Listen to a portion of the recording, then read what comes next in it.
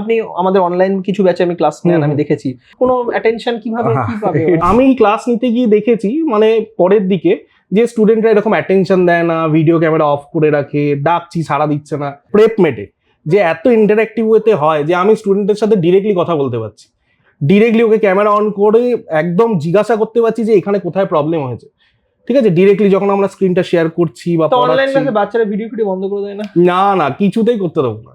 এখানে একদম স্ট্রিক্টলি মানে আমাদের প্রেপমেটের টি শার্ট পরে প্রপার ওয়েতে ক্লাস করতে হবে, খাতা নিয়ে পেন নিয়ে, এবং যা প্রবলেম দেবো, যা কোয়েশ্চেন করাবো, যা নোটস লেখাবো সেটা ওইখানেই ওদের লিখতে হবে। এই না যে আমরা রেখে দিলাম ঠিক আছে ক্লাস করাচ্ছে পরে ভিডিও দেখে নেবো, এইরকম কোনো সিস্টেম নেই। আমি দেখেছি আপনারা যখন ক্লাস নেন স্পেশালি অনলাইন, আমি দেখেছি পাশে আপনাদের একটা অ্যাটেন্ডেন্স শিট থাকে। হ্যাঁ, তো ওটা কি আপনারা ফিল করেন? হ্যাঁ, আমরা ফিল করি যে ক্লাসে সব স্টুডেন্ট আছে কিনা। কোনো স্টুডেন্ট যদি অ্যাবসেন্ট থাকে তাহলে ওটাকে আর কি মার্ক করা হয় যে কেন কোঅর্ডিনেটরকে জানান নাকি? একদম কোঅর্ডিনেটরকে জানানো হয় প্রপার ওয়েতে।